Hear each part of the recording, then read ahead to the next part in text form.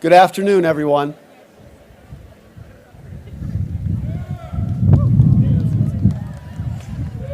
Woo!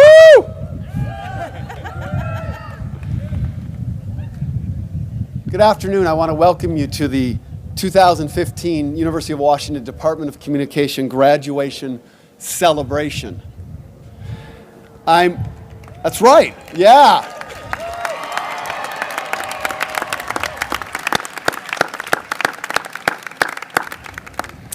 I'm David Domke. I'm a professor here in the Department of Communication. I also have the privilege to be the chair of this tremendous department. And I, with all of my faculty and staff colleagues, many of whom have joined me up on the stage today, are pleased to be here with all of you today. This is as much of a pleasure and joy to us as it is for all of you today. So we're thrilled to be here. I'd like to start with two distinct welcomes today. First of all, I'd like to say welcome to the graduates, the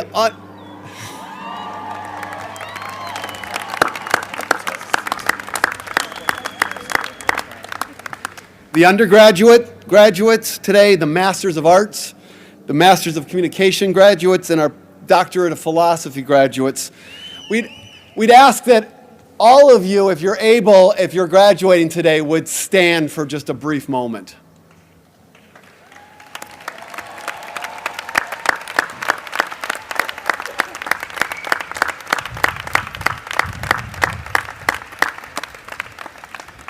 Now, the tassel is worn on the right before graduation, okay? If those of you who had it wrong, you have to step out now, and 4 more years. It gets moved to the left at the end of graduation, so we'll take care of that then. It's on the right side right now, okay? So you can sit down now, thank you, thanks.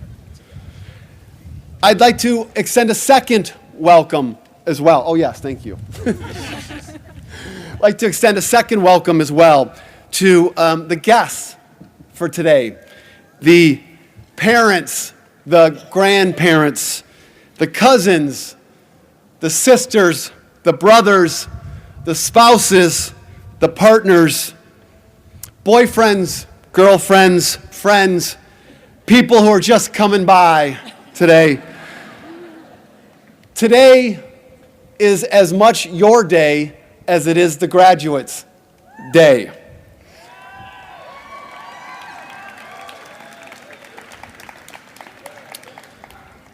It is a great achievement for your son or daughter, your brother or sister, your friend, your partner to graduate from college.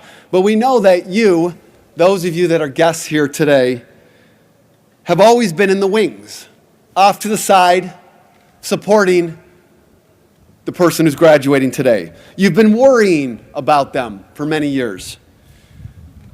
You've been paying bills for a long time. You've been listening and providing advice and cleaning up rooms and doing laundry, kicking their rear ends when they needed a little extra boost. You've been paying more bills. You've been encouraging them to eat vegetables. You've been listening to them when they've had tough times. You've been there when they've had joy in their life. You've picked them up time and time again, because there is nobody within the sound of my voice today who has not fallen and has had to have someone come along and help to pick them up. So you've been there the whole time with them, or at least some period of time. If you're here today in support of a graduating student, and if you are able, I'd ask that you stand for a moment, please. If you're a guest today in support of a graduating student.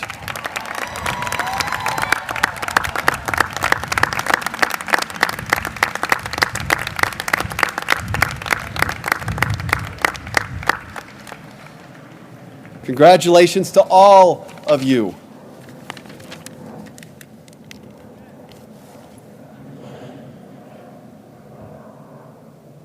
This is a landmark day for everyone here, and especially for our graduates. In the 1970s, psychologist M. Scott Peck wrote a book titled The Road Less Traveled. This was a monumental bestseller, and for some of you that are a little bit older than many of the graduates, you remember this book. I was the youngest of 5 children, and as my brothers and sisters older than me went through life, one of them read this book and put it on the bookshelf, and I read it as I grew up and got into my 20s. The focus in this book was on how people build healthy, successful, and fulfilling lives. Peck's argument, in a nutshell, is that people who are healthy, successful, and fulfilled have learned how to engage in what he calls everyday acts of courage. Everyday acts of courage. Now, culturally, when we think of courage, most of the time we think of the people who display physical courage, standing in moments of bravery. Examples such as U.S. military troops who stand in harm's way for all of us in countless places and times. On Memorial Day, just a couple weeks ago, my 2 sons and I spent a silent hour in a local cemetery, just taking a moment to honor those who have served our country. For those of you who are members, active members of the military or are veterans, we thank you today.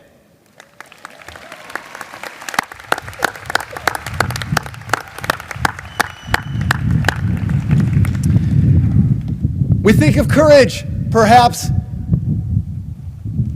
if we think about the hundreds of marchers 50 years ago this past spring who lined up at the Edmund Pettus Bridge in Selma, Alabama, wanting to march across that bridge for a very simple, very American thing, the right to vote.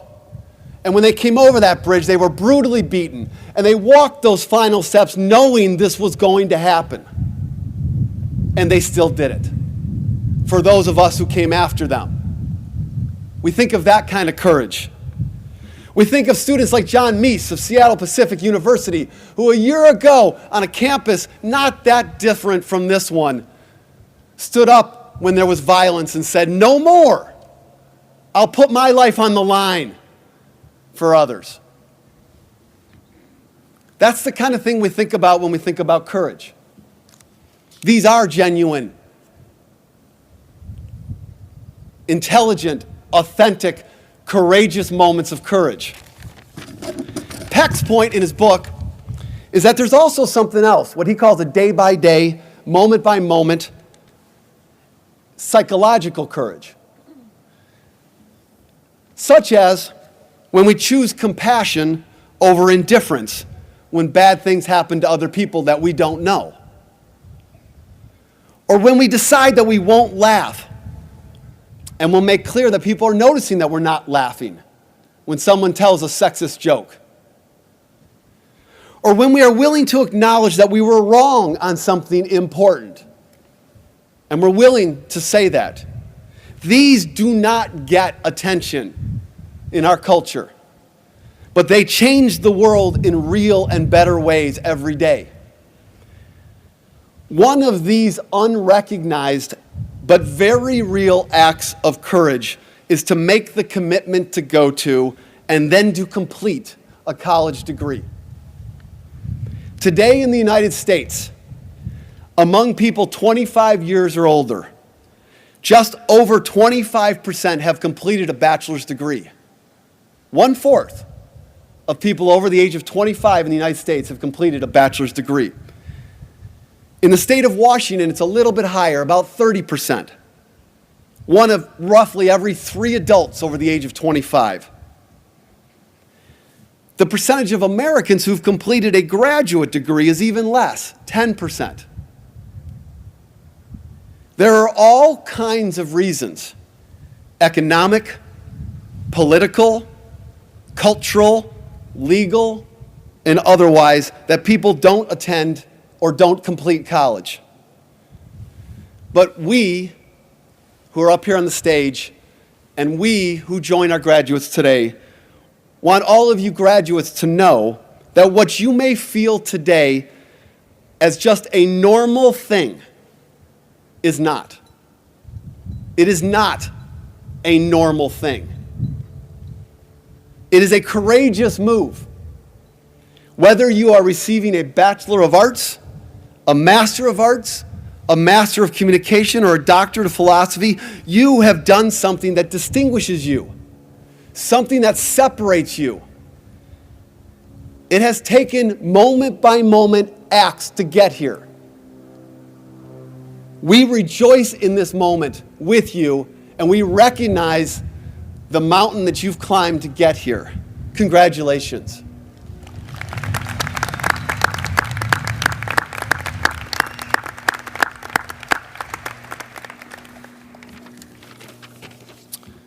Each year, we have a distinguished alumnus of the Department of Communication whom we ask to speak to our graduating class. Not long ago, today's distinguished alumnus was a student like all of our graduates here. She worked hard. She pursued professional connections. She got to know some faculty and took many classes. She bonded with some fellow students and probably got frustrated with others. When she speaks in a moment, I challenge all of our students to listen to her and say, I want to be someone like her. When we select a distinguished alumnus, we choose people who have accomplished great things and have done good things, very good things. To be highly successful in one's professional area is important, it's vital, it's valuable for us as a world and as a society. And so too is to consciously and intentionally make a difference in the world, to use that standing to make a difference for all. Our 2015 distinguished alumnus, Lori Matsukawa, is such a person. Lori is a pillar of the Seattle and Northwest community, and she is also a great friend of the University of Washington and of the Department of Communication. I'd like to tell you a little bit about her. Lori Matsukawa is the weeknight anchor for King 5 News and Kong 6 News. We'll see you tonight? Yep. See her tonight, okay? That's how most of us know her. But there's so much more to her story, as there is to all of our stories. She grew up in Hawaii, near Honolulu, the oldest of 3 daughters with 2 parents who are educators. She has self-described herself during those childhood years as, quote, a kind of a dweeb. It's a technical term, I'm pretty sure. Her family had a modest lifestyle, and she did not know if she'd have the funds to attend college. At the age of 17, with a potential scholarship as part of her goal, she entered the Miss Honolulu pageant and won. Her life suddenly took a turn and took off in a way that she had never planned or imagined. One thing led to another, and in November 1973, she was selected Miss Teenage America. As part of this honor, she traveled around the country, meeting people, delivering speeches, motivating and inspiring young people to reach for their goals. In these experiences, she interacted often with news reporters, and she started to become interested in a potential career in journalism. She enrolled at Stanford University. Couldn't get in here, I'm sure, okay? She enrolled at Stanford University, and while there, she worked for the Stanford Daily, had her own morning radio show, and in the summer, she interned at the Honolulu Advertiser, a major newspaper in Honolulu. After graduation, she applied for positions as a broadcast reporter. She said she sent out 100 applications and received 2 positive responses. One was her first full-time job in Redding, California. Over 3 decades later, Lori has worked in Portland, in Seattle at Como TV, and for the past 32 years at King Television. In 1996, in the midst of a great professional journey, she carved out time to earn a master's degree here in communication. And she's received many, many awards for her reporting over the years, and some of these are mentioned in the program. 2 I want to mention. In 2012, she received a preeminent honor from Unity, Journalists of Color, a national reporting organization, which honored Lori Matsukawa as, quote, a pioneering Asian American broadcast journalist in its first list of the top journalists of color in the country for the past century. Last year, she was inducted into the Silver Circle for Lifetime Achievement by the Northwest chapter of the National Academy of Television Arts and Sciences. In the community, she served several years as president of the board of the Japanese Cultural and Community Center of Washington and on the association board of the YMCA of Greater Seattle, and she's the founding member of the Asian American Journalists Association Seattle chapter. In 2005, Lori Matsukawa was inducted into our Department of Communication Alumni Hall of Fame, and this year she was selected the department's Distinguished Alumnus of 2015. I'm sorry, inducted in 2005, and to this year selected as Distinguished Alumnus. I've had the good fortune to interact with Lori in many contexts, and I've seen her invest hours and hours and hours into young people. She speaks with them, she listens, she laughs with them and at herself. She kindly corrects them when necessary, and she always inspires. She has supported our department, the university, and education in general in countless ways, and she's passionately committed to her community and the people and families who live here. If there's a story to be told, Lori wants to know about it and wants to report it, and she wants to do it with both honest independence and empathy. Lori's a citizen, a community leader, a mentor, a professional colleague, and a model for our students. Please join me in welcoming our Distinguished Communication Alumna for 2015, Lori Matsukawa.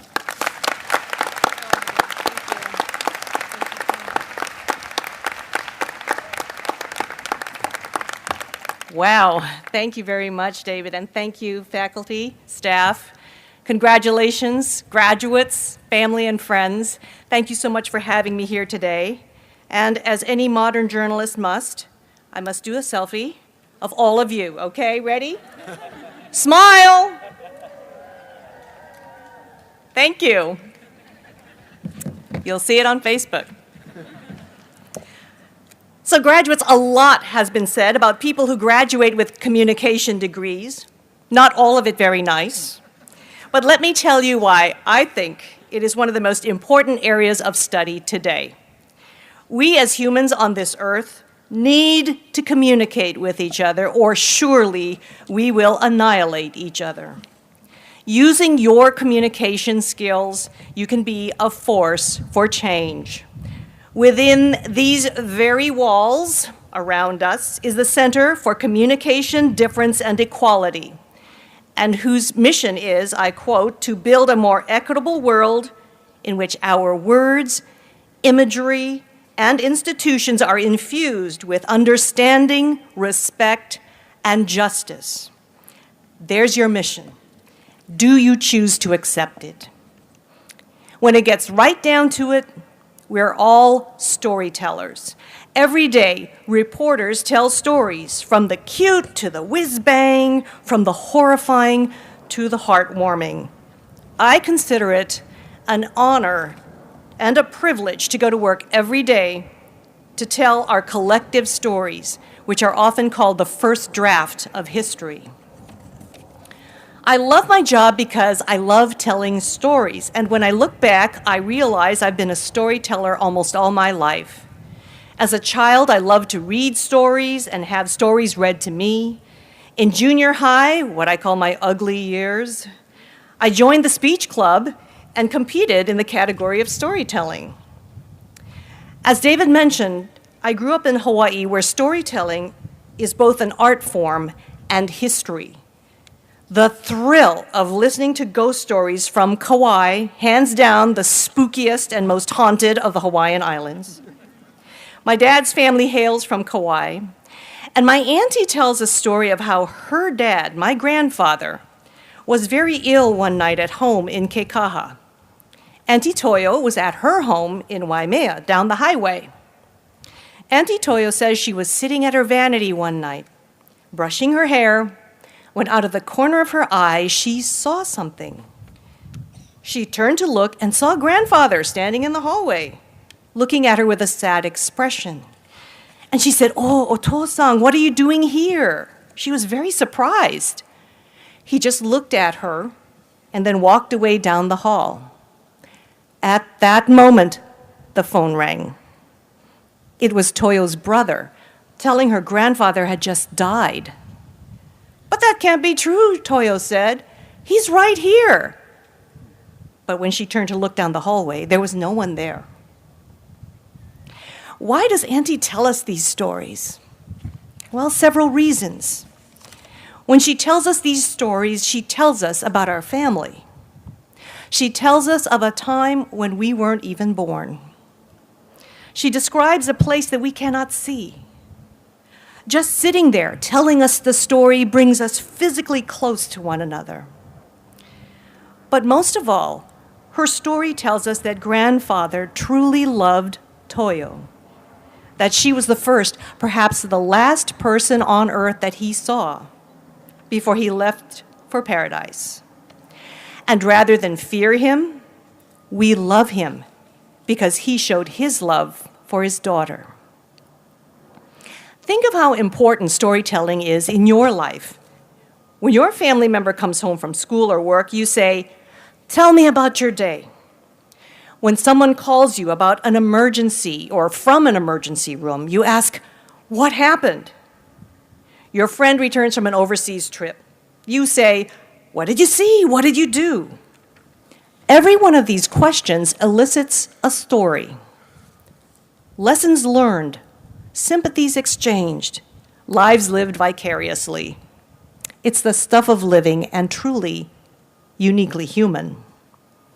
The eminent mythologist Joseph Campbell theorized that myths and epics are cultural manifestations of the universal need to explain social, cosmological, and spiritual realities. Universal need to explain. That means all people, everywhere, ask the same questions. Where did we come from? Why are we here? How should we live? What lies ahead?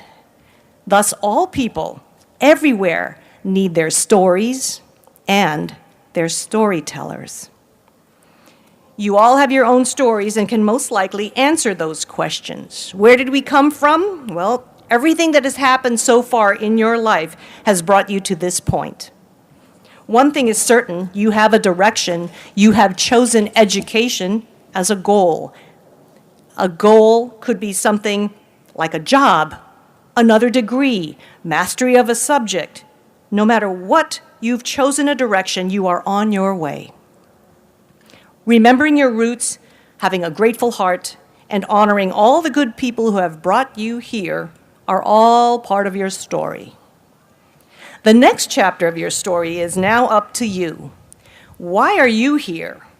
How should you live? As your life unfolds, these questions too will be answered. One thing I do know, your story will be richer if it includes other people. Ultimately, what counts is our relationship with others, a large, complex, rich web that's ever expanding. These relationships give meaning and delight to our time here on earth. Speaking of web, we can learn many lessons from one of my favorite stories, the Incy Wincy Spider. What does this nursery rhyme teach us about life? Well, first, it teaches us to have a goal. Climb up the water spout. We all work better and are much more efficient when we know where we're going. Set goals for yourself and deadlines too. Set big goals and little ones. Little ones like, I'm going to clean out that closet. And big ones like, I'm going to get that advanced degree. I'm going to nail that job. I'm going to reduce violence in my neighborhood. I'm going to reach out and make a difference in the life of a child. The thing about goals is, if you set them, you achieve them. So please, set your goals high. Rise to the challenge of hard and focused work. What else does the spider teach us? We may encounter hardships along the way. Down came the rain, washed the spider out. It can happen. An auto accident, bankruptcy, yours or your parents', a layoff, even others' ill will can wash you out. But then what does our spider do? Climb up the spout again. He didn't give up, and neither should you. Carol Dweck, a psychology professor at Stanford University, studied school children. She wondered why some achieved their full potential while others did not. She found that children who saw failure as a challenge and a lesson learned were more likely to keep trying and eventually achieve mastery. Those who gave up in the face of failure never fulfilled their potential. So remember, this is your dream, this is your life. Don't give up, ever, ever, ever. You know what they say about genius? It's 10% inspiration, 90% perspiration. Thomas Edison didn't give up when scores of experiments literally blew up in his face. A diminutive nun named Mother Teresa brought comfort and dignity to thousands of very poor outcasts in the streets of India who were quickly replaced by thousands more. She never gave up. Ordinary families in our community, sitting right here in this plaza today, have lost loved ones to sickness, violence, crime, or war, and they haven't given up. Many go on to become involved in groups to find a cure, stop violence, support families, grow peace. So you don't ever give up. Ever. Ever. Ever. Keeping on sometimes takes courage, and courage doesn't mean absence of fear. Courage is when you face fear and still do what is right. So one of my favorite mottos, and some of you who know me have heard it before, my motto is, no fear. Do not fear what could happen. As a young woman starting out in the television industry, if I obsessed about the competition out there and feared what lay ahead, I would have gotten exactly nowhere. Fear can paralyze, demoralize, and compromise. Let me say that again. Fear can paralyze, demoralize, and compromise. When others around you are clucking and shaking their heads, you go on. Courage, no fear. Anyone who has ever made anything of themselves overcame their fear and believed in themselves when others did not. Albert Einstein's early teachers thought he was retarded and incorrigible. And of course, you can imagine how the Wright brothers' neighbors laughed when they said they were making a flying machine. And when Jackie Robinson walked onto that professional baseball diamond, Smart Money said a black man couldn't make it in the bigs. Well, Smart Money was wrong. So as you leave this place, be brave and have no fear, because this is your life, and you cannot give up, ever, ever, ever. My final story today is Dumbo. Yep. The elephant with the big ears. If you've ever been to the Dumbo ride at Disneyland, you may have seen the sign there that reads, "Believe and soar." Dumbo's story, of course, was he thought he could fly, but only while holding a feather in his trunk. One night, he leapt from the high platform during his circus act, and he lost the feather. And he panicked, and he began to fall. His friend, Timothy the Mouse, yelled, "You can do it, Dumbo! You can fly, fly, fly!" And Dumbo did fly. Believe and soar.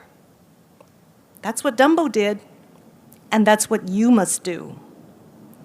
You are here for a reason, though you may not know exactly what that reason is. You must see the value and promise in yourself and believe and soar. As you soar, lift up those around you, for it is by serving others that we all grow. Be kind to one another. As Aesop said, no act of kindness, no matter how small, is ever wasted. Every good story has a beginning, a middle, and an end. You've all got the beginning. None of us can know the end. The middle begins now, and how exciting it is. Where did we come from? Why are we here? How should we live? Listen to the stories of others and nurture the storyteller in yourself. It's a gift uniquely yours and meant to be shared. Thank you.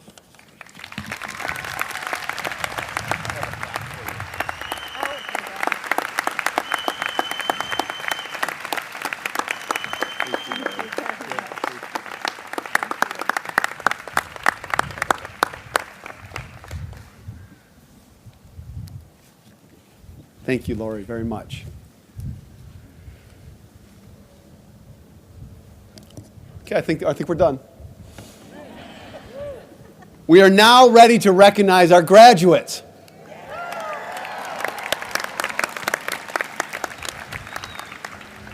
We will begin first with our Doctor of Philosophy students. Then we will recognize our Masters of Communication students. And then we'll get to our Bachelor of Arts students. All told, we'll have about 350 to 400 students today crossing this stage, which is our largest graduation celebration ever for communication here at the University of Washington.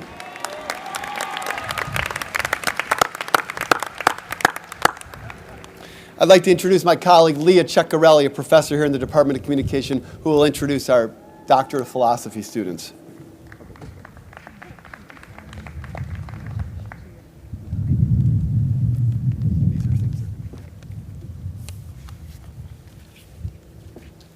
I'm delighted to introduce you to the graduate students who've completed their PhD degrees. After receiving a bachelor's degree, these individuals continued to pursue their hunger for learning in a master's and then doctoral program of study. They've completed 3 to 4 years of additional graduate-level coursework, written a master's thesis, passed an intense general exam, produced a dissertation, and endured 3 separate oral defenses of their work, all while teaching and doing additional research.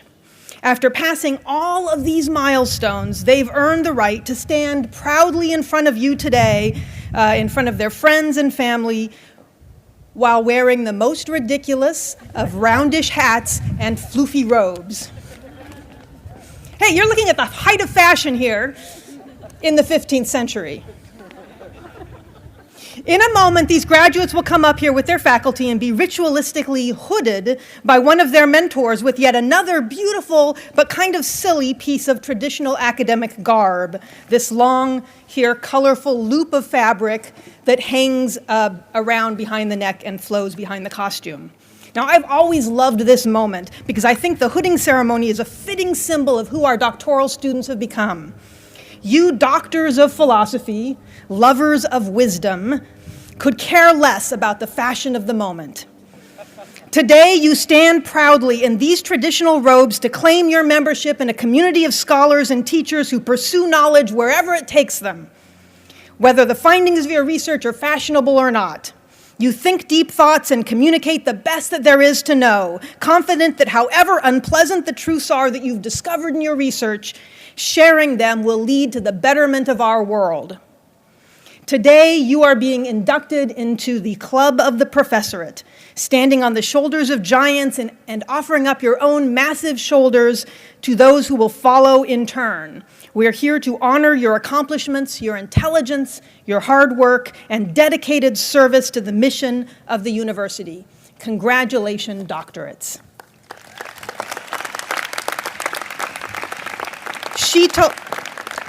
Sheetal Agarwal, The Process of Networked Civic Innovation, Examining the Role of Values, Resources, and Power in Community-Based Technology Projects. That was her dissertation title. Her dissertation committee chair was Lance Bennett. He could not be here today, so Hansen Hussein will hood her.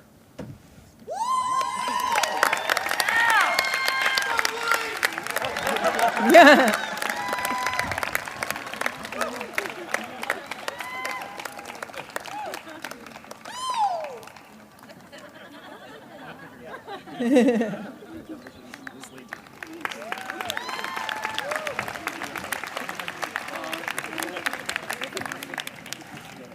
Miles Coleman. His dissertation title is The Other Words, Connecting Integrity, Respect, and Responsible Disagreement in Science. And I am his dissertation chair, so I will hood him.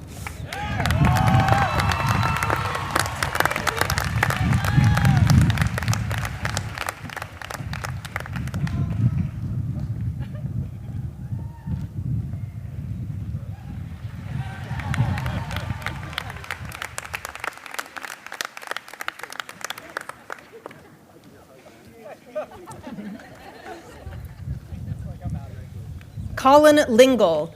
His dissertation title is The Public Imperative, Civic Engagement, News, and Digital Media in the Tea Party. His committee chair was David Domke, who will hood him.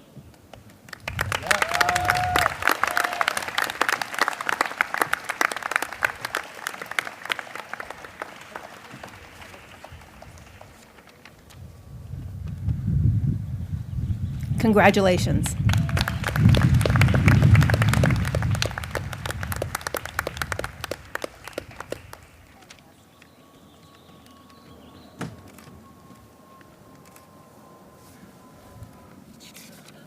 I'd like to now introduce Hanson Hossein, who is the director of our Professional Masters of Communication program known as Communication Leadership. Hanson? Thanks, David. So not only is this the largest graduation ceremony in the history of the Department of Communication, it's also the nicest weather we've ever had, which means I'm giving myself the liberty to double the length of my remarks, because you're all comfortable, from 60 seconds to 120 seconds. So I'm going to begin first and end with two brief quotes from the last 12 months, which I think are quite telling to what our program and where communication is going is all about. The first is from a technology blog earlier this year. Uber, the world's largest taxi company, owns no vehicles. Facebook, the world's most popular media owner, creates no content. Alibaba, the most valuable retailer, has no inventory. And Airbnb, the world's largest accommodation provider, owns no real estate. Something interesting is happening. So depending on your point of view, our future is upon us and it's all good, or there is more money to be made in the currency of social networks than in physical capital, and possibly this could sound absolutely appalling to you, that it's a massive transfer of wealth to what people might think of as vaporware as opposed to things that are tangible. Now, these are all legitimate perspectives and ones that our students and the graduates who are about to cross this stage explore on a regular basis in this age of communication first. We're proud of the work they've achieved as students, and we look forward to how they will lead as communications professionals as their organizations increasingly look to them for guidance. Yes, this technology has put us in a state of pervasive connectivity, but the core of our communication leadership program with its degrees in digital media and communities and networks is more profound than that. Our graduates seek to make sense of this world for us all through the optic of storytelling. And Lori, I really appreciate the remarks you made on storytelling. And the true currency of collaborative relationships that ensue from a story well told. So think creativity, connectivity, and collectivity. That's a true 21st century recipe for success, something I hear increasingly from the business leaders that consult with us. So it's fitting that the second quote that I want to end with, that I share with you today, is not about technology, but about story. It's from Terrence Winter, who's the creator of the HBO show Boardwalk Empire, whose finale aired a few months ago. And this is the quote: "You tell the story you want to tell, and when it's done, you're done." Communication Leadership's graduates of 2015 have reached the end of this particular story, but they have so many more to tell, and we look forward to listening to them. My colleagues Anita Verna Crofts and Scott Macklin will join me now on stage to award their degrees. Scott and Anita.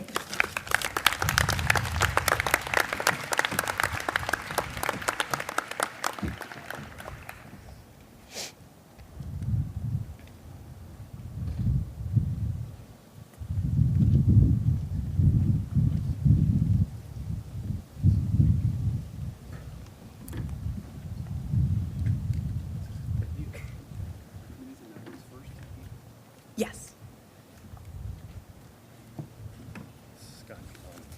Scott Coutant.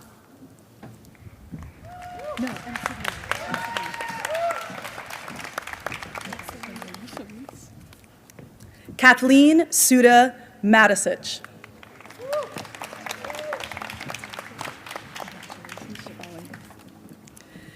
Shafali Sain.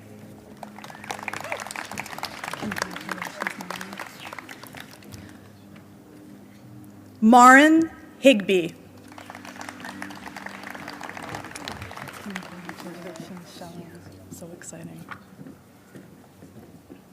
Shelley No.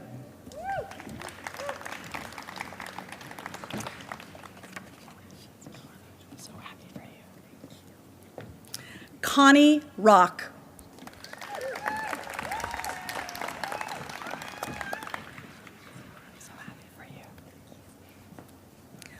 Laura Anderson.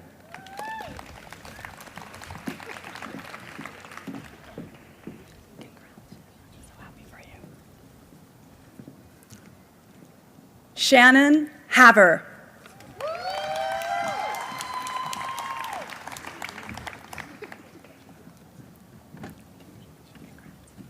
So proud of you. Nisa Atches.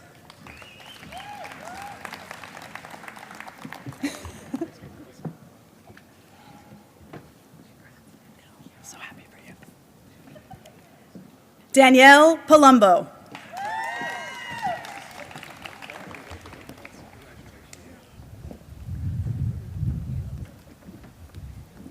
Jessica Williams.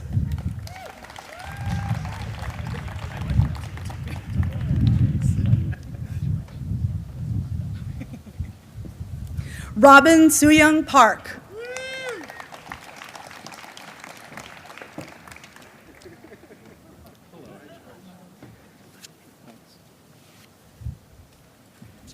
Fairness Peck.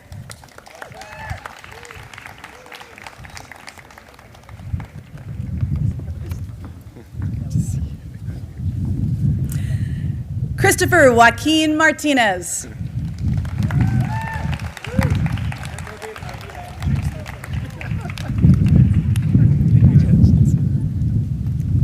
Andrew Mitrock.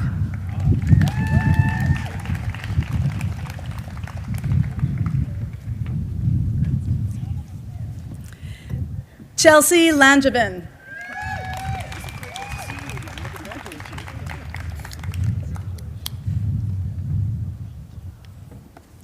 Molly O'Donnell.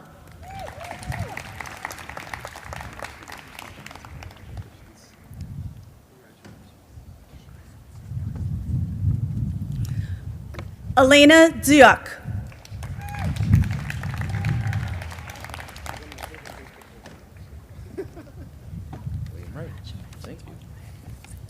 William Wright.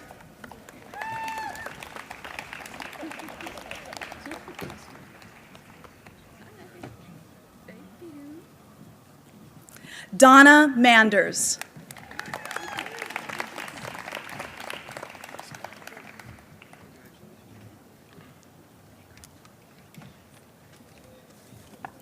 Madeline Egan.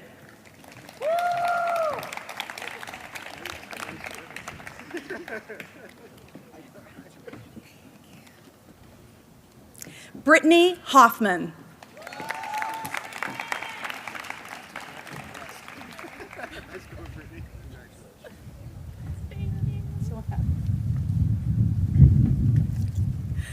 Kim Lichtenegger.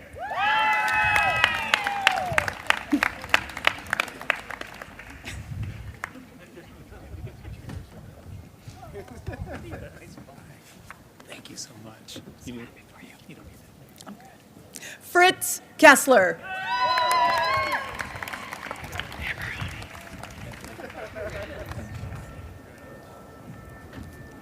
Amarone Thatch.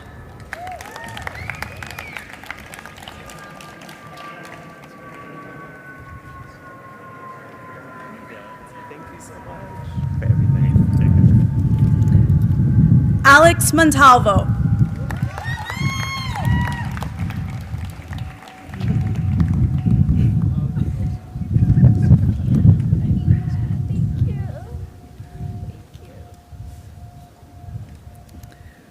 Wenshi Kul.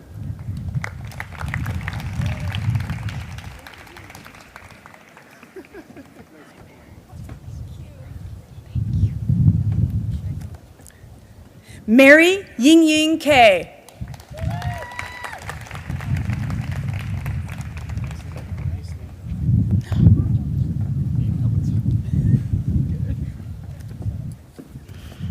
Paul Reese.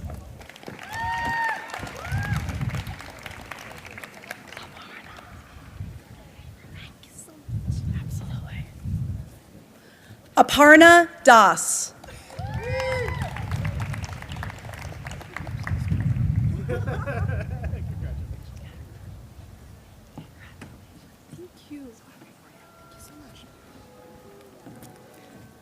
Janavi Marashi.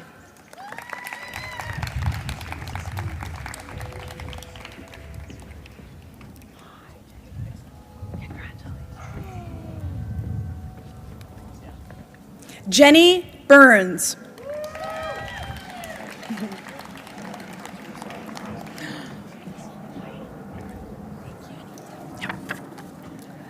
Sarai Seheye Reyes.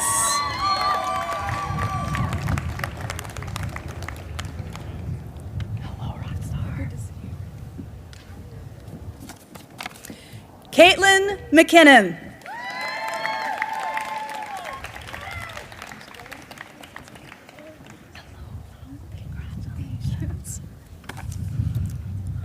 Paula Alejandra Garcia Putron.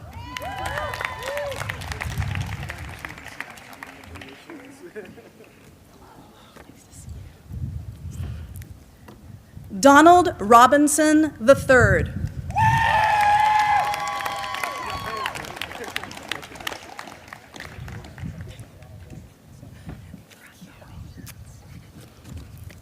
Amber Cortez.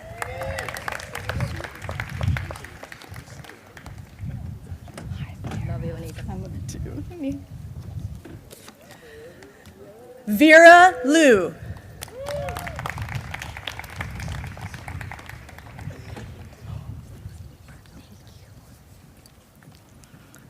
Stacy Clairgett.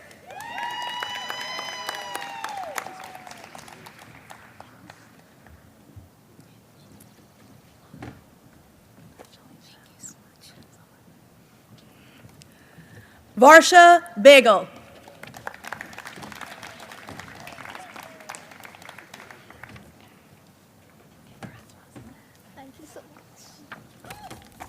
Rasika Samak.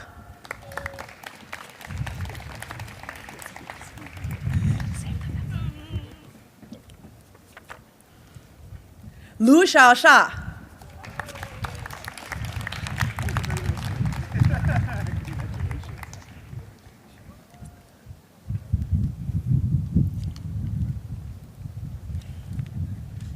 Congratulations.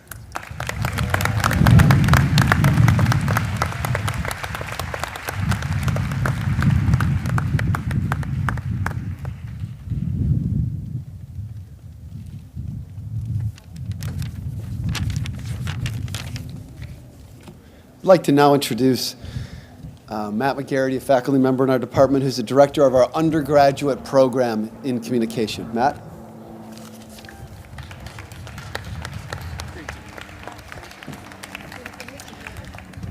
So I teach argumentation, I teach public speaking, and in public speaking, we talk about something called the rhetorical situation. So a good speech is one that responds to a complex of factors, the topic, the audience, the setting, so forth.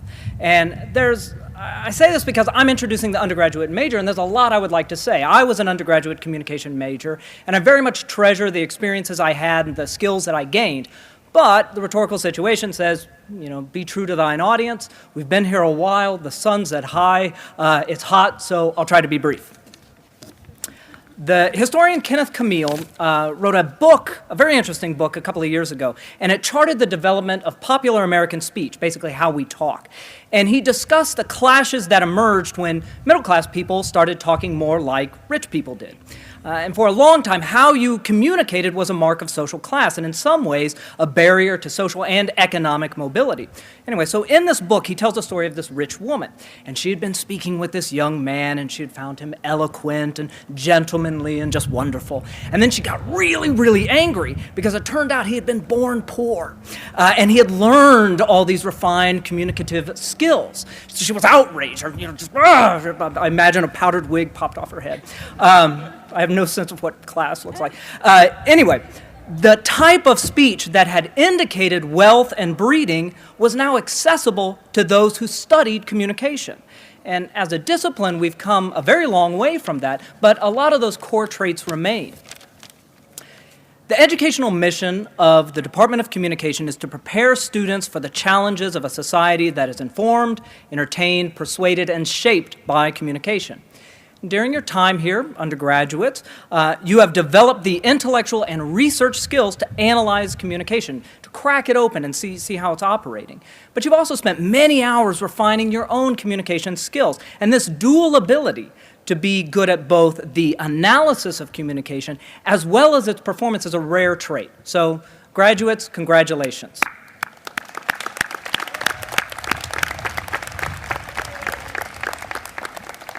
We can now begin the procession. I'll be reading your names as you cross the stage. As you hand me your card, please say your name to me as well. And joining me in announcing our graduates will be faculty members Lisa Kuchu and Kaylee Cook.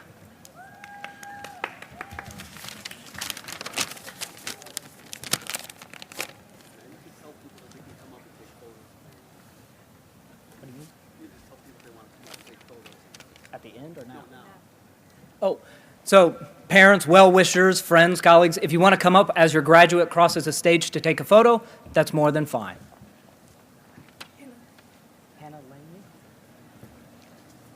Hannah Langley.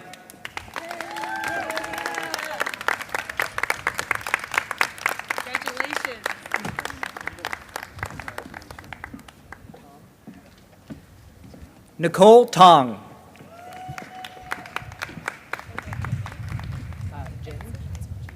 Jenny Lee. Okay, come on. Jenny Lee.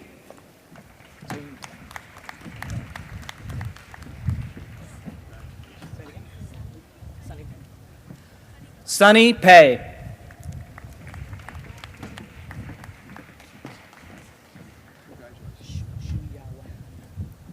Shu Ya Wang.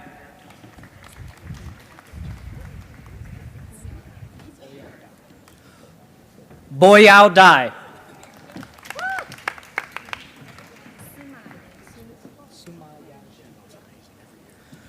Sumaya Shi.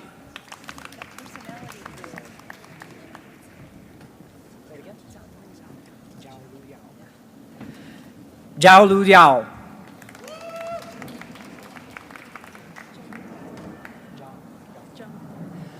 Zhang Wen.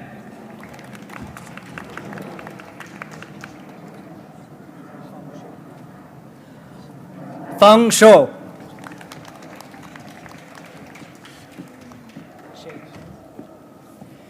Xie Yumen.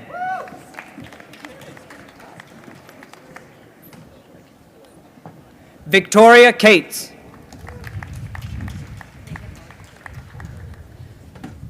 Megan Hong.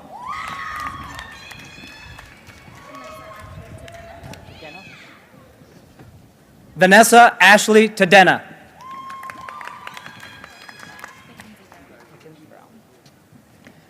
Mackenzie Brown.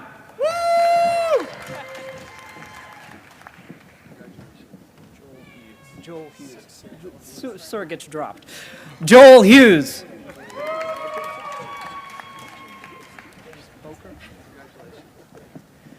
James Boker.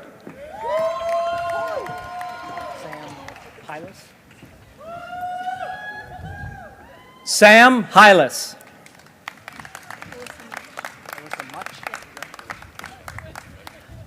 Alyssa Much.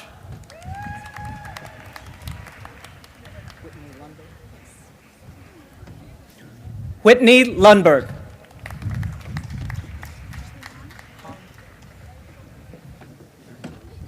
Ashley Hahn.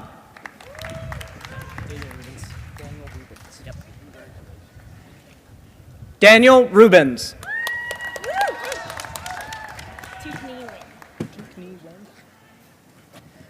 Tukni Wen.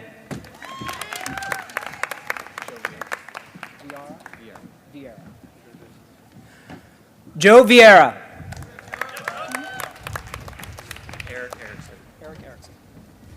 Eric Erickson.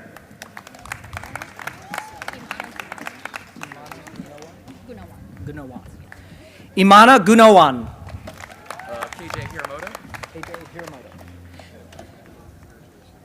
KJ Hiramoto.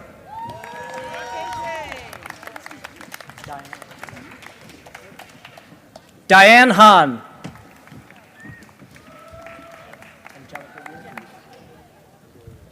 Angelica Yin.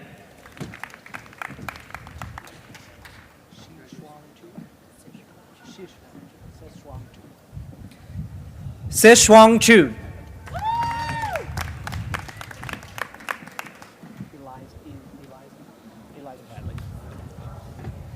Eliza Bradley.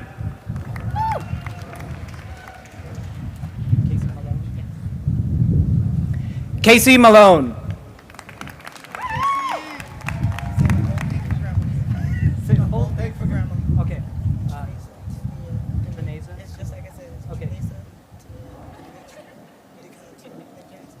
Okay.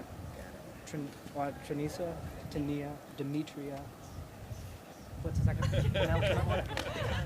Decantia. She said, say the whole thing for Grandma. So, Kanisha, Tania, Demetria, Decantiel, Jackson. That's right.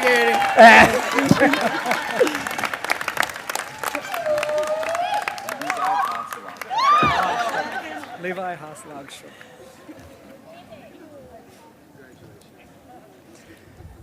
Levi Haas-Longstrom.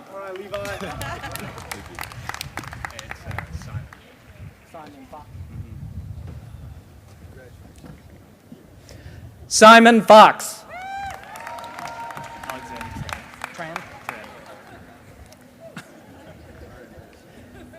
Alexander Tran.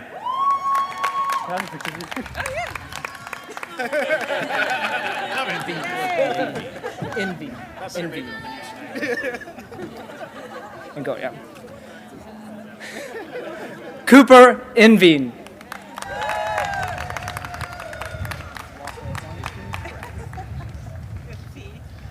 Walker Orenstein.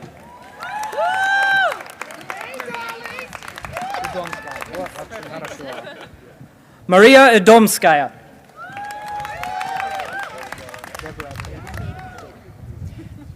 Deborah Beatty.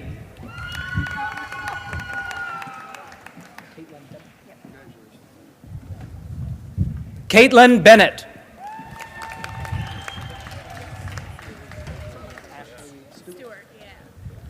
Ashley Stewart.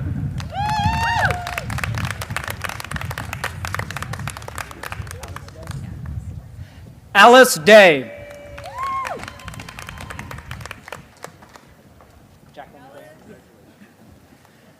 Jacqueline Graham.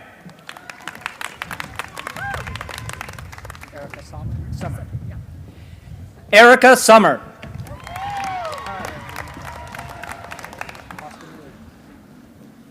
Austin Williams.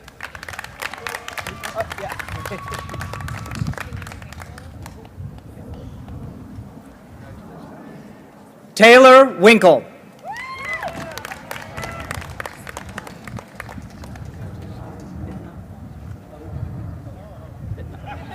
Bitna O.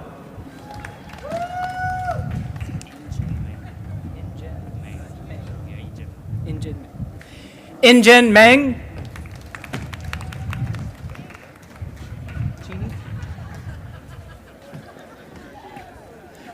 Kyle Cheney.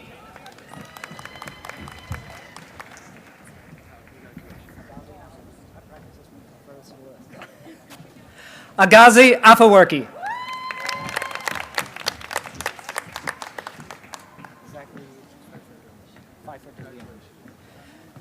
Zachary Pfeiffer de Leon.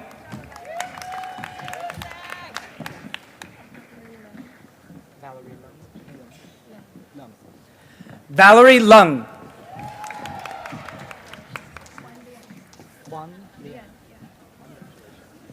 Juan Liang.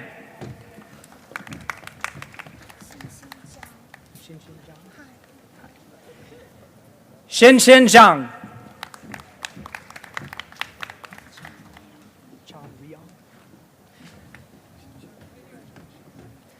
Chan Riang.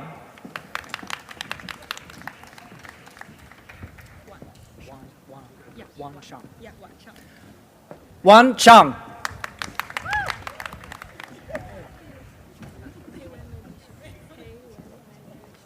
Oh, so you want Mandy too? Pei Wen, Mandy, Jiang. Jiang. Pei Wen, Mandy, Jiang.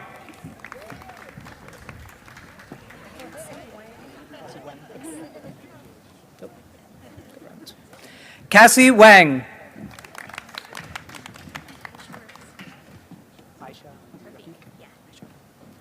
Aisha Rafiq.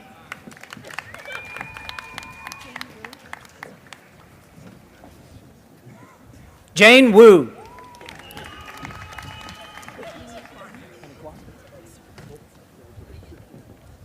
Amy Kwan.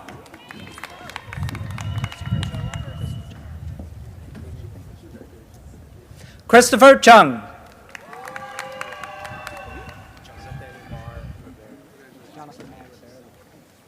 Jonathan Marr Rivera Lee.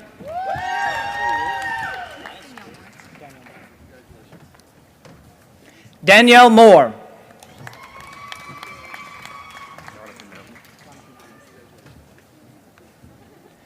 Jonathan Mountain.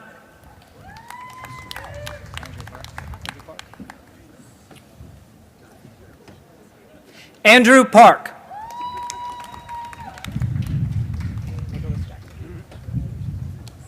Nicholas Jackson.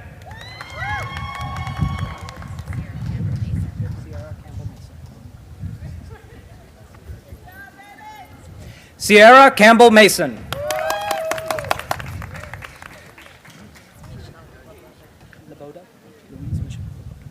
Louise Michelle Laboda.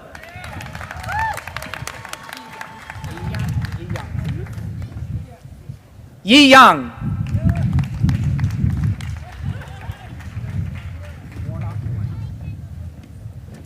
Emily Warnock.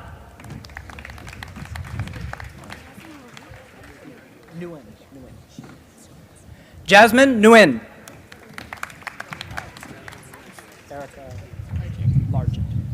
Erica Largent.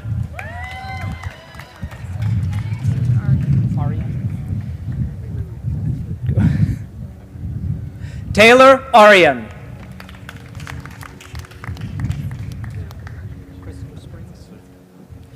Christopher Springs.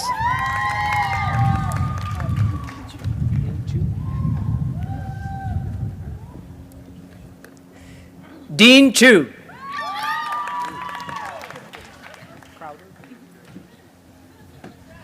Rebecca Crowder.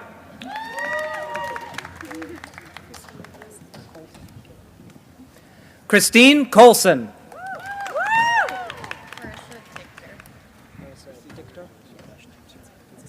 Marissa Dichter.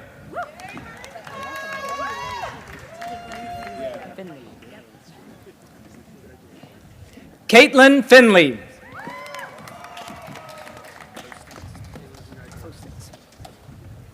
Thomas Postings.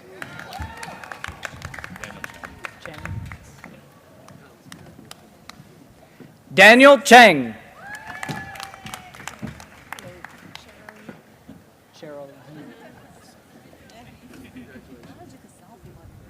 Cheryl Lee Yee.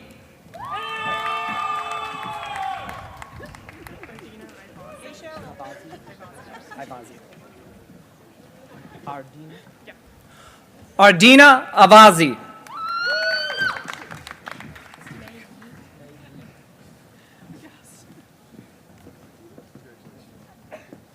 Mei Yi.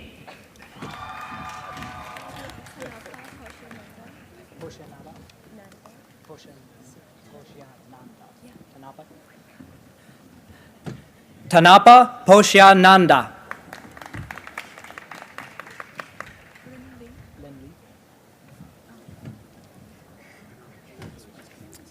Lin Lee.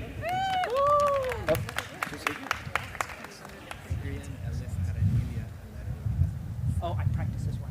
I'll say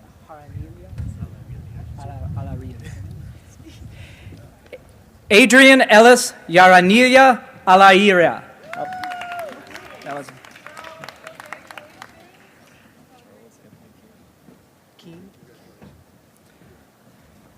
Charles Anthony Keene IV.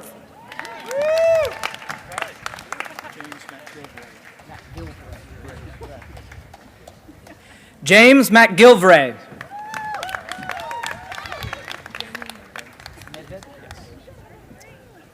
Daniel Medved.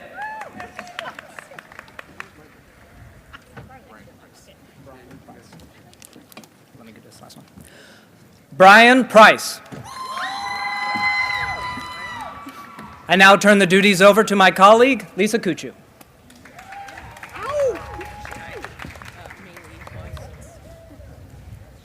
Maylee Watts.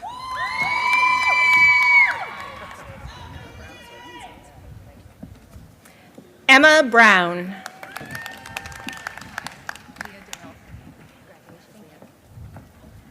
Leah Dale.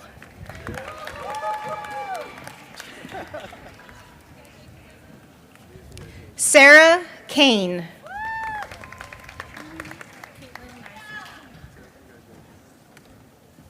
Caitlin Nai Chow.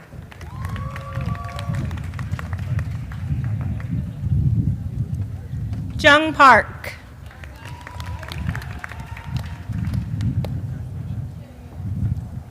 Charlene Hu.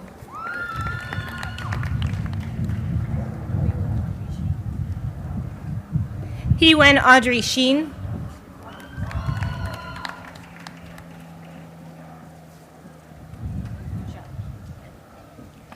Yuja Lin.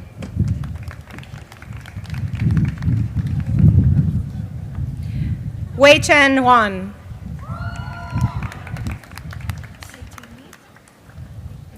Pei Ting Ni.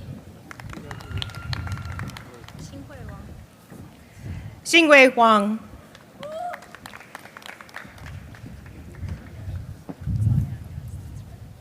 Flora Ku.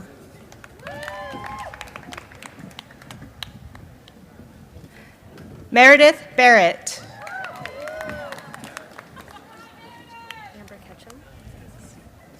Amber Ketchum.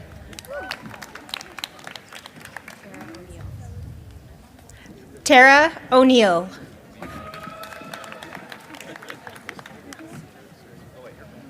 Olivia LaFond.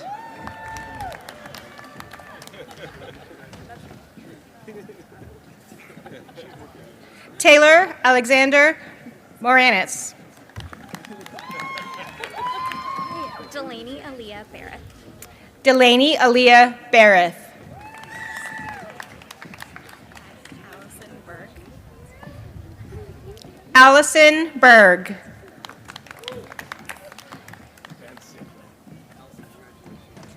Richard Van Sicklin.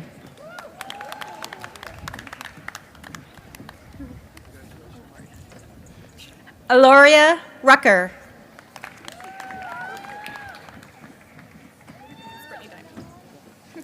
Brittany Diamond.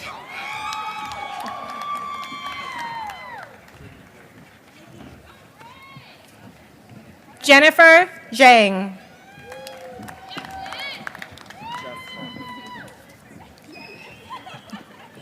Jeff Hawk.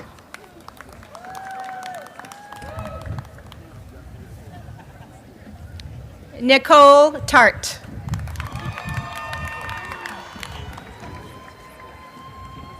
Gabrielle. Thank you. Gabrielle Naderson.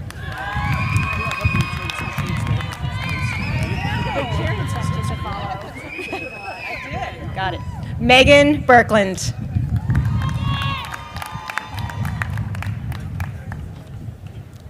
Natalie Gilbert.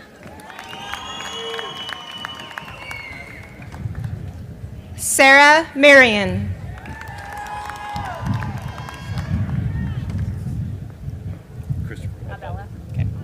Christopher Abella.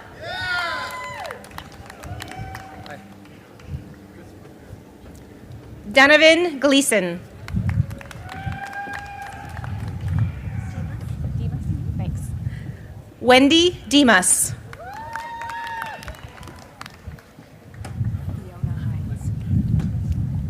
Fiona Hines.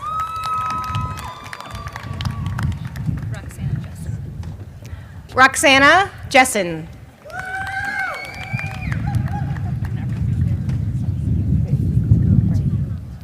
Jinyi Gu.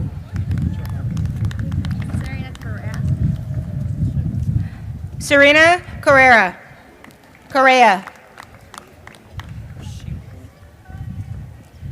Xing Hu. Verena Pranotto.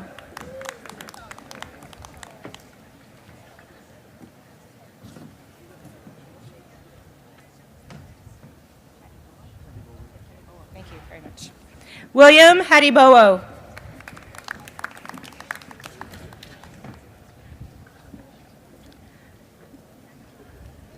Janelle Retka.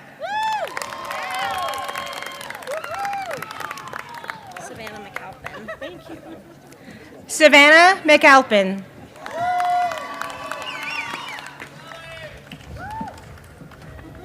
Is it Nan or Nan? Nan Wang.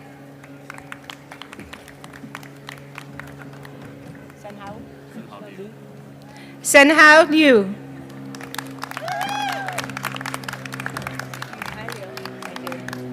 Yutai Liu.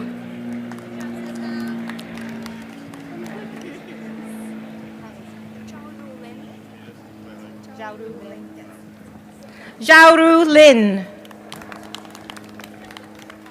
Scarlett Howe. Scarlett Howe? Yeah. Scarlett Howe.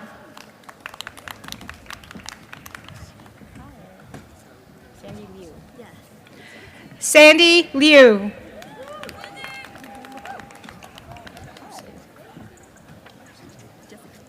Jessica Lin.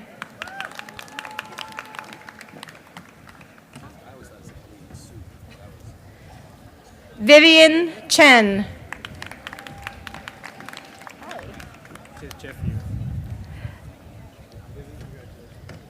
Jeff Yu.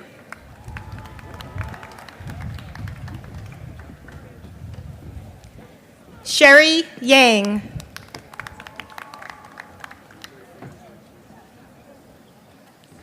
Sophia Ka. Ksenia Savenko. Ksenia Savenko? Yeah. Okay. Ksenia Savenko.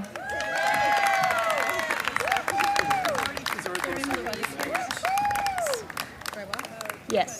Karen Louise Ranch.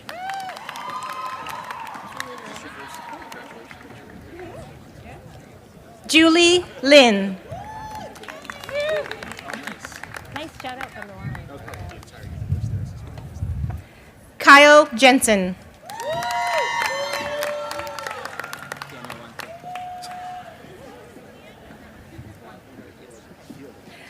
Daniel Huante.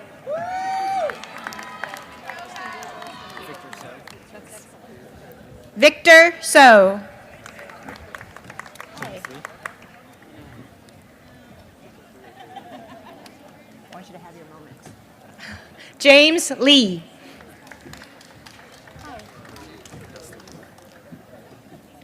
Dustin Liu.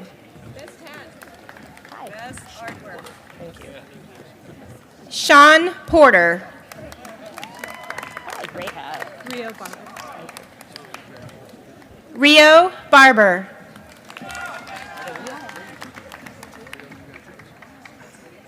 Sun Siyu. Sun Siyu. Inhei Zhang. Inhei Zhang.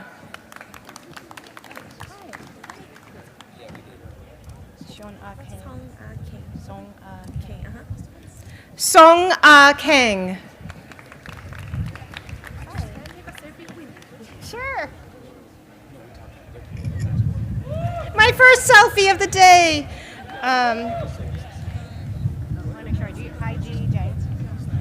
Hei Ji Jung.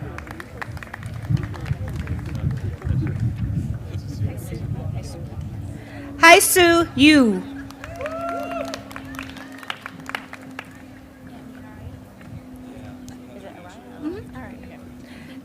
Annie Araya.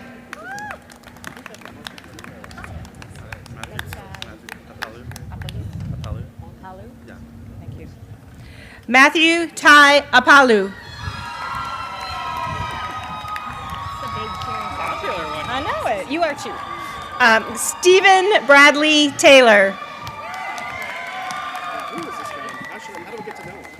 Thank you. Yushan Wu. Lindsay Larson. Thank you. Lindsay Larson. Sure. I think what? Thank you. How do you say last name? Kaya Perkiamaki. Henriksen? Yeah. Anne Marie Henriksen. Melanie Pelizon. Taylor Catherine Jones. Taylor Catherine Jones. Mary Elizabeth Ensley. Mary Elizabeth Ensley.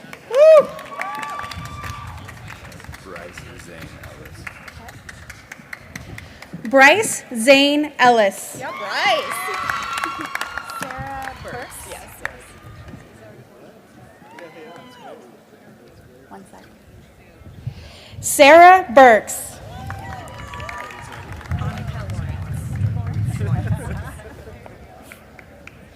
Annika Lawrence. Alexandria Farnham. Yeah, Farnham. Alexandria Farnham.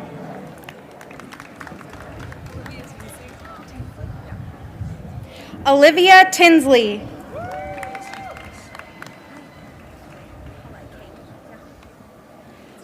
Paulette King.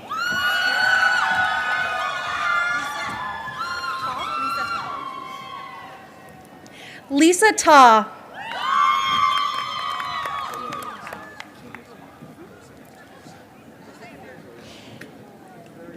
Keely Lavelle.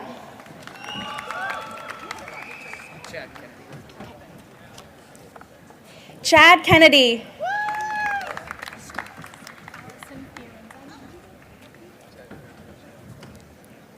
Allison Fiorenza.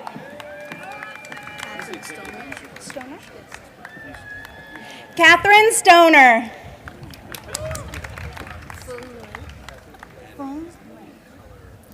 Foong Nguyen.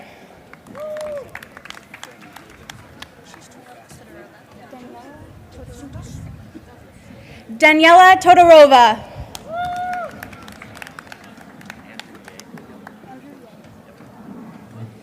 Andrew Ye.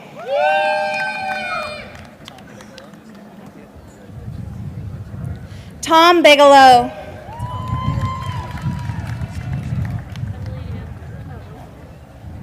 Emily Ann Cook.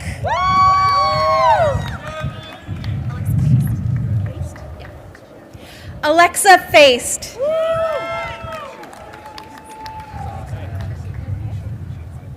Nicolette Clark.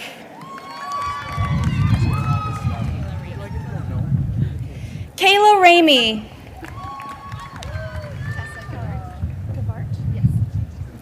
Tessa Cavart.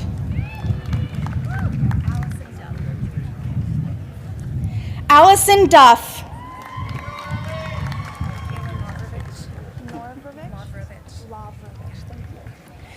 Kaylin Lavrovich.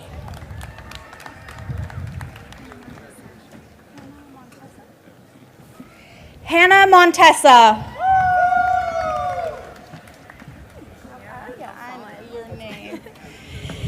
Kiera Alfalon. Congratulations. Congratulations. Lily Katz.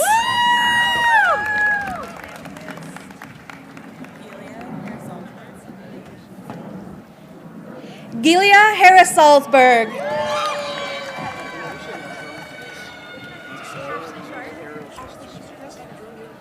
Ashley Short.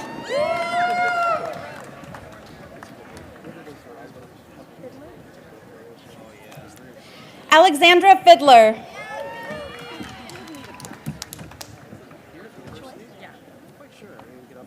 Grace Choi.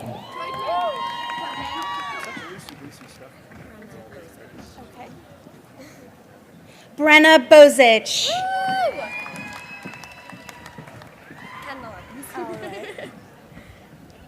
Kendall Evans.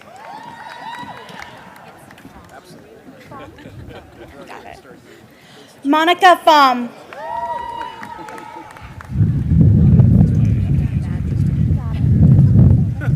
Nika Badri.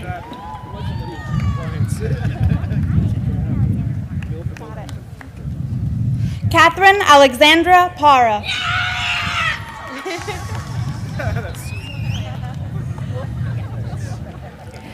Allison Claire Wolf.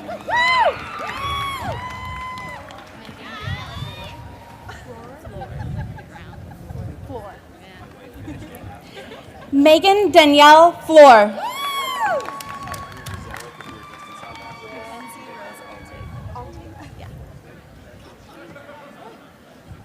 Mackenzie Rose Altig.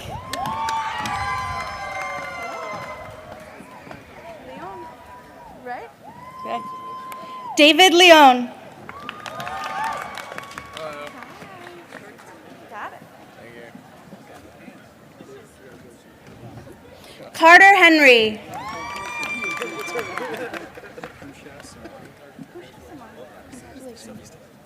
Kusha Samani. Thank you. Yep. One sec. Marina Taylor.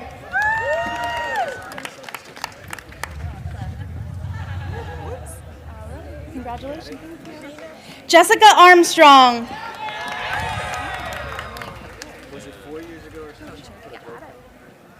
Emily Kocher.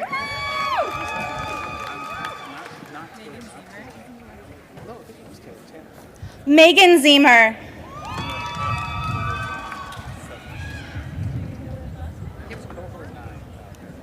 Taylor Flessner.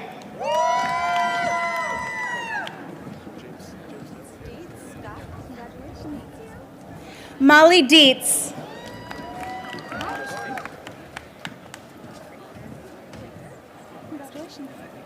Mallory Craker.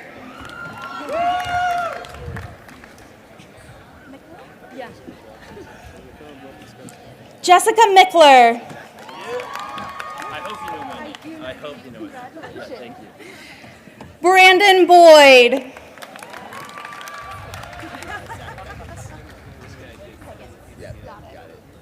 Zach Peggins.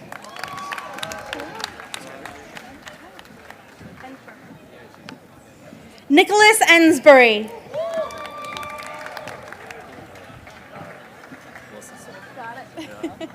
One sec. Wilson Smith.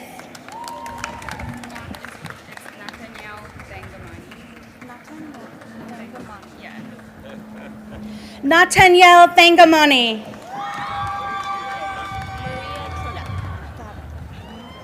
Maria Tredep.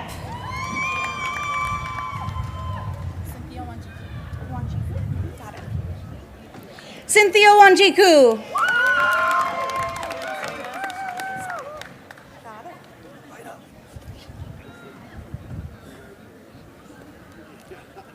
Ida Shasu Solomon.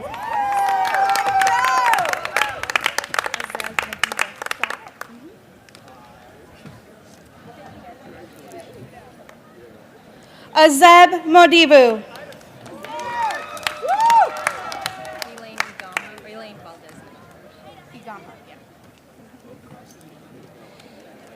Elaine Valdez Igama.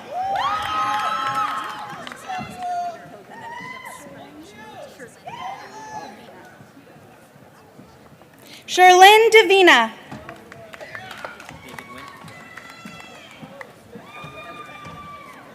David Wynn.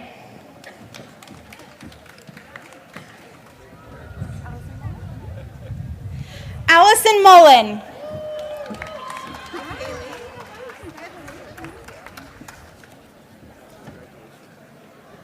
Laurel Rice.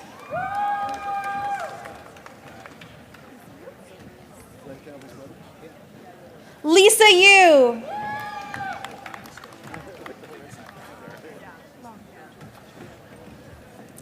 Derek Lung. Tara Nielsen. One sec, Tara. Tara Nielsen.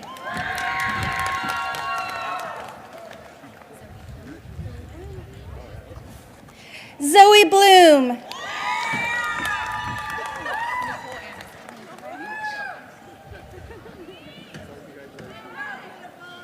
Nicole Anderson.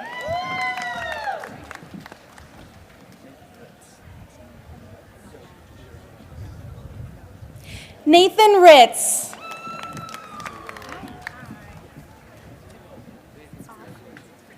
Congratulations. Nicole Winters.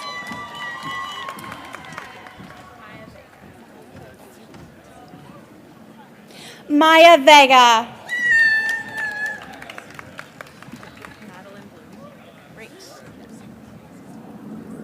Madeline Bloom.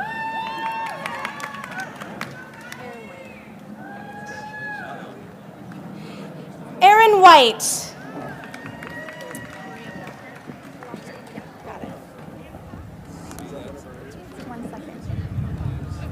Maria Blocker.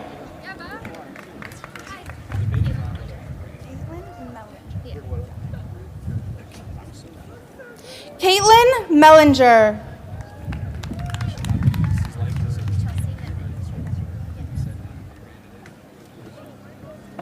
Chelsea Nemec.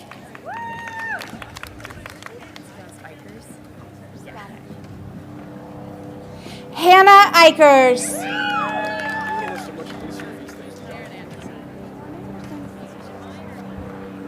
Aaron Anderson.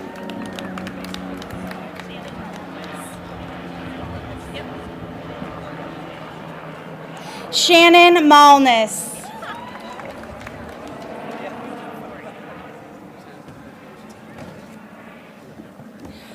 Rachel Forey.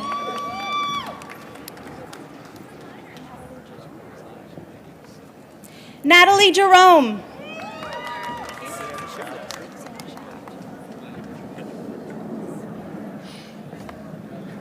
Sam Chow.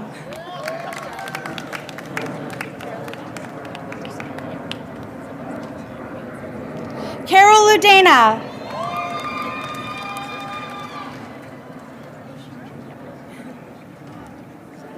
Erica Oshiro.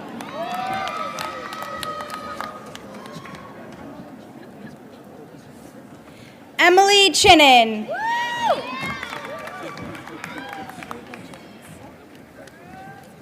Ruby James.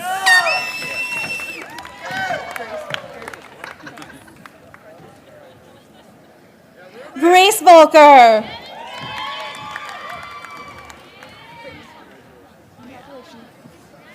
Brittany Plum.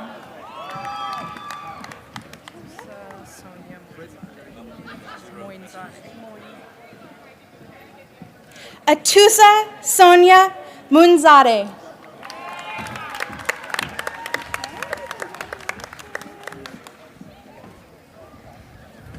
Anna Erickson.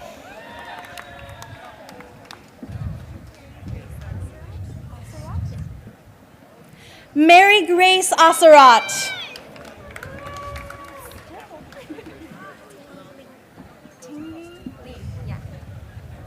Tingyi Lee.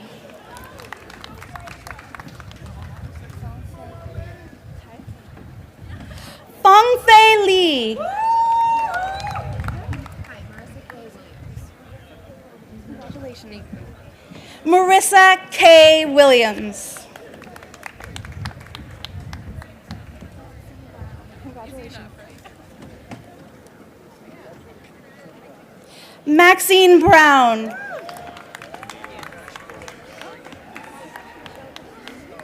Congratulations. Monica Michelle Tabora.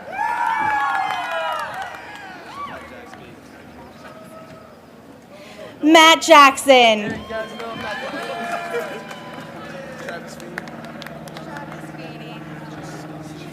Travis Feeney.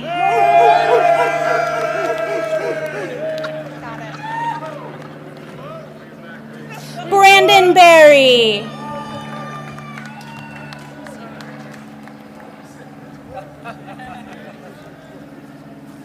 Christina Archer.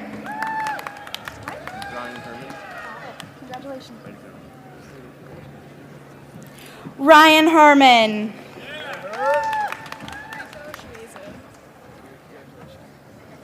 Rico Shimizu. Mackenzie Fechter.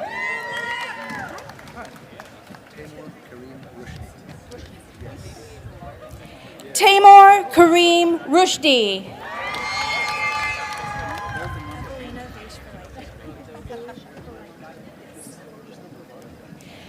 Evelina Vejvalaite.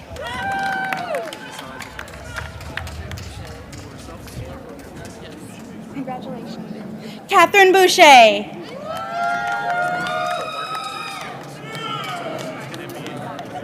Congratulations. Jane Meisner.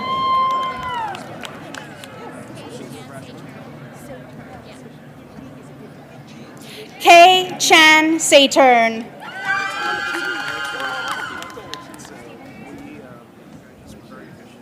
Stephen Finn.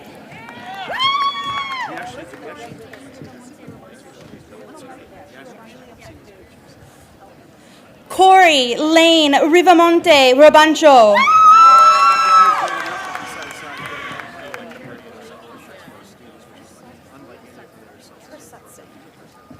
Anita Lily Prasutson.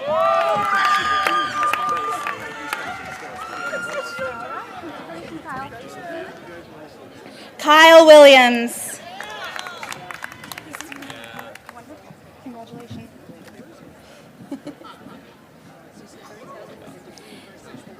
Christina Lepore.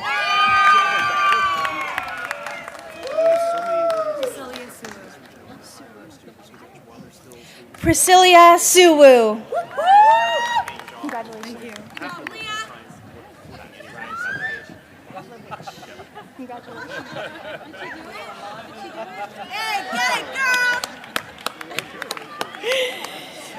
Ryan Pavlovich.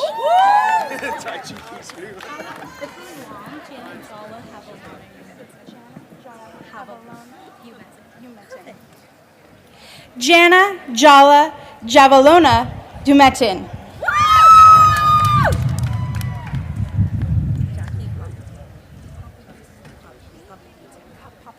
Got it. Jackie Papagitan.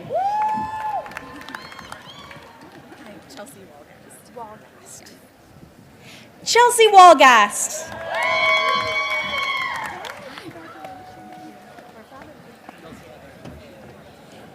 Erin Wong.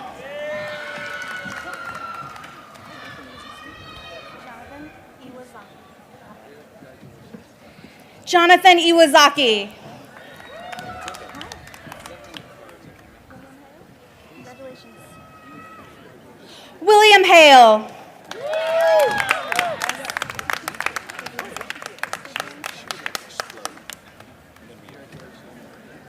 Vivian So.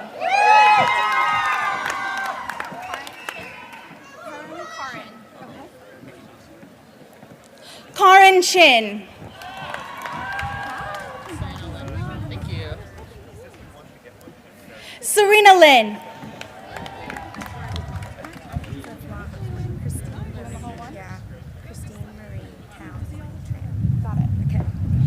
Christine Marie Tao Nguyen Tran.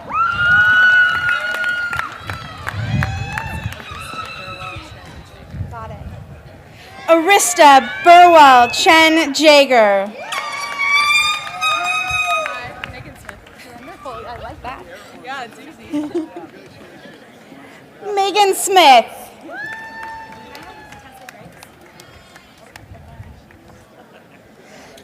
Tessa Briggs.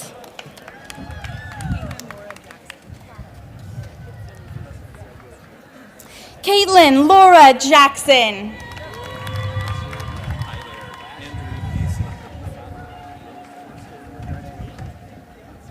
Andrew Thiessen.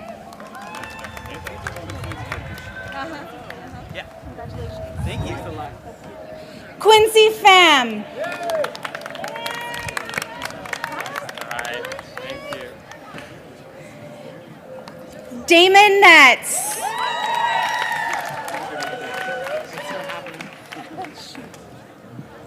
Shane McMahon.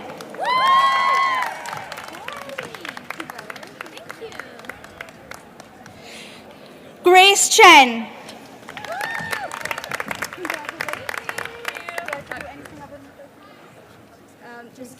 Selfie, please. Have to get the selfie. Katie Wong.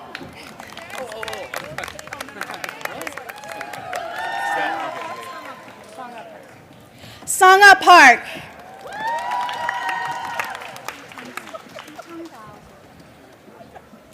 Itong Gao.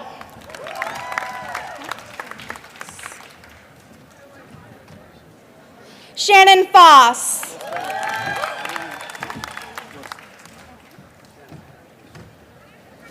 Brooks Thompson.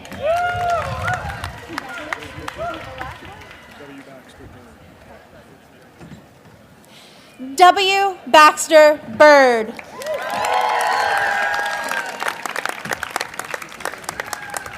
Congratulations.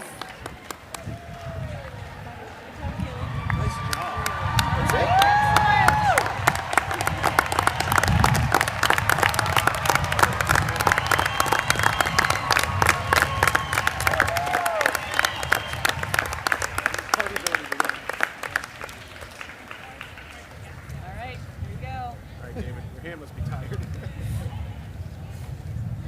Yeah, my hand. The Purell, I hope.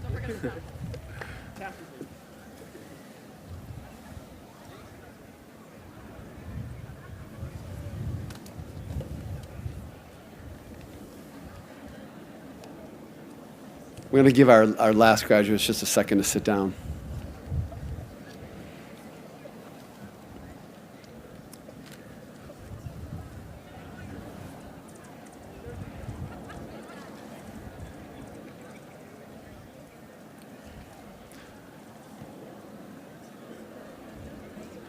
We come to the last few moments then of our 2015 Department of Communication graduation celebration.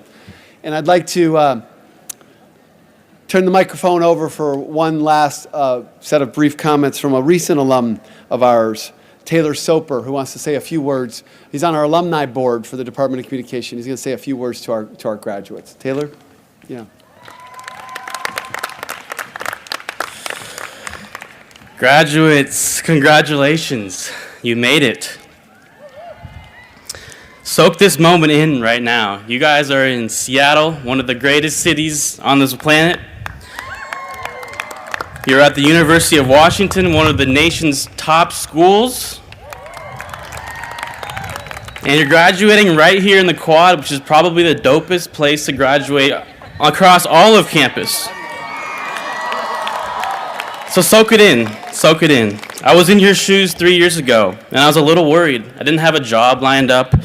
The one I thought I had fell through. And that's when I got an email from Karen Rathie, a former instructor here at the department. She was letting me know that a site called GeekWire was hiring for a part-time gig. GeekWire? What the hell is that? But I thought, what the heck? I love journalism. It's a journalism job. Let's try it out. And the rest is history. I love telling that story because I'm forever thankful to Karen and the department. That one email probably didn't mean much to her, but it helped me start a career. She's part of why I come back to campus and join the board for the communications department to pay it forward and hopefully help a fellow Husky along the way. So as you guys go out there, kick ass in the real world, work hard and have a good attitude, don't forget about your roots. Think about coming back, maybe joining the board, offering up your advice and expertise to the next generation of Huskies. Or personally, I like to think about it with a line from Drake in his song Uptown.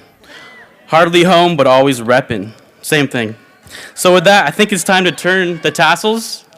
So everyone stand up. Is that right? You going for it? Or did you want to do it? It's all right. No, you do it. Go ahead, man. Okay. So I think we're on the right side, right? So we're gonna go right to left. 1, 2, 3. Congratulations and go Dogs.